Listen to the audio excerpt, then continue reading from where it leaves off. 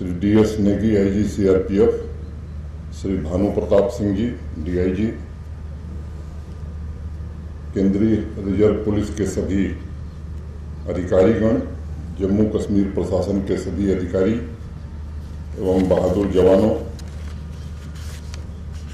उनके सभी परिजन, साइकिल रैली में हिस्सा ले रहे सभी मित्रों, आज़ादी का अमृत महोत्सव देश में एक नया प्राण फूंक रहा है, नया जीवन दे रहा है। आदरणीय प्रधानमंत्री श्रीमान नरेंद्र मोदी जी के आह्वान पर देश के सभी 130 करोड़ हिंदुस्तानियों ने आपसी भाईचारे को मजबूत कर प्रगति के पथ पर आगे बढ़ने का जो संकल्प लिया है, उसी क्रम में CRPF ने भी इस पूरे कार्यक्रम में अपना एक विशिष्ट योगदान देने का फैसला किया है।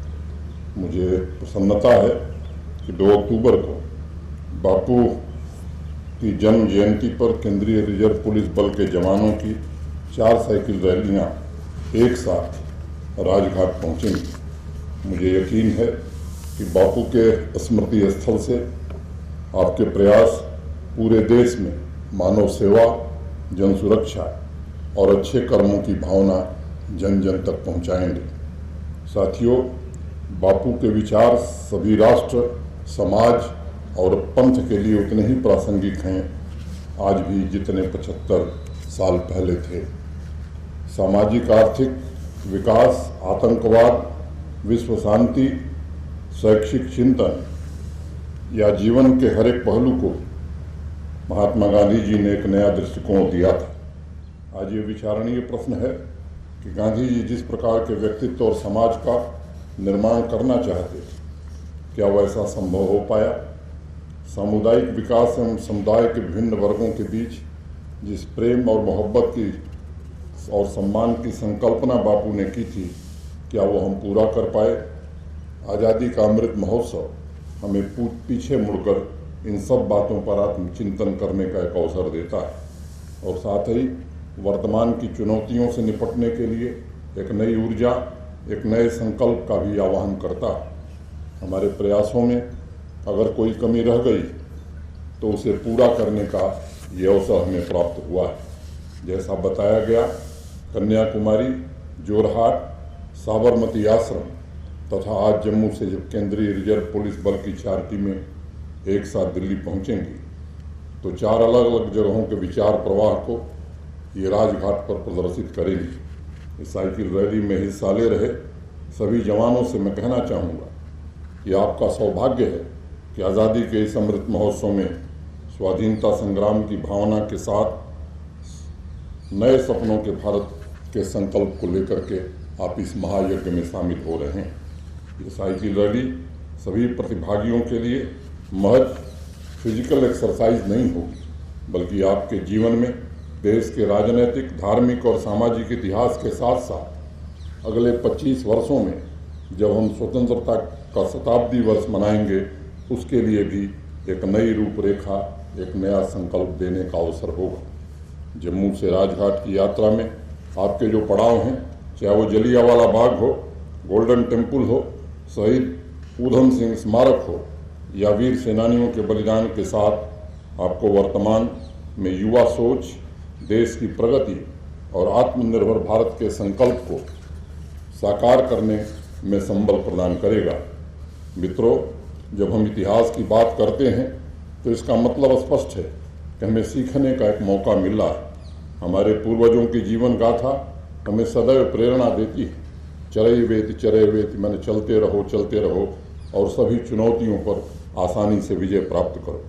हमारे देश ने स्वतंत्रता सेनानियों के त्याग से प्रेरणा लेकर 75 सालों का सुनहरा सफर तय किया है और अनेक मुश्किलों पर हमने विजय पाई है तथा पूरे विश्व में अपना एक खास मुकाम भी हासिल किया है। मैं समझता हूँ कि 810 किलोमीटर की यात्रा आप खंड खंड में न देखकर 75 सालों की उपलब्धियों की समग्रता में देखने की कोशिश करें।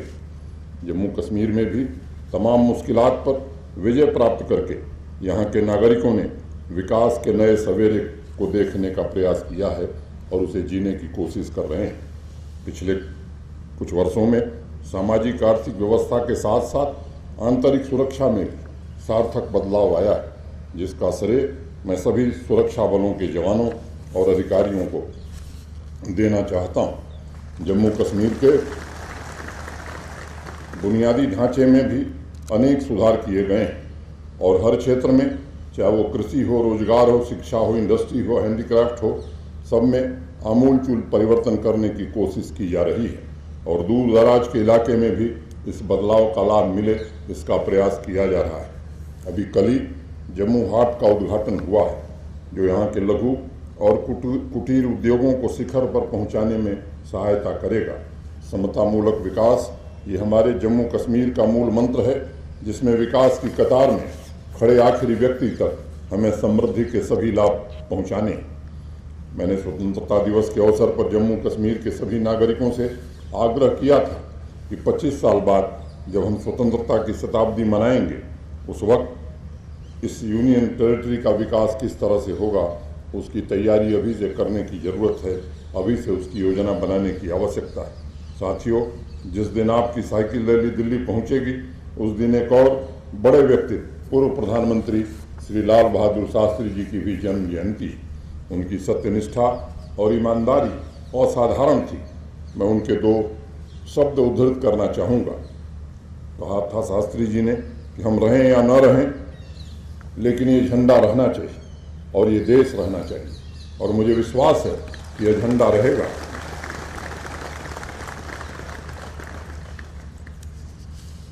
हम और आप रहें या न रहें, लेकिन भारत का सिर सदैव ऊंचा रहेगा। उनके सम्मान में उन्हीं की कही 2 लाइनें आप सभी को बताना चाहूँगा।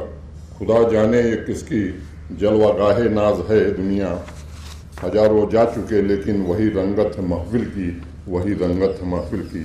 महान कवि रामधारी सिंह दिनकर जी ने कहा था कि शास्त्री जी भारत धर्म के अवतार थे और युद्ध के समय उन्होंने जो मुस्तैदी दिखाई, उसी दृढ़ता के साथ उन्होंने शांति की भी पहल की। आज संयोग, एक सुखद संयोग है कि आज महाकवि राष्ट्रकवि रामधारी सिंह दिनकर जी की भी जन्मतिथि। मित्रों, केंद्रीय रिजर्व पुलिस बल ने भी हमेशा राष्ट्र की सेवा में इसी सिद्धांत के साथ काम किया है। मुझे नहीं लगता ऐसा अनुपम उदाहरण सुरक्षा एजेंसियों के इतिहास में कहीं और ढूंढने से मिलेगा।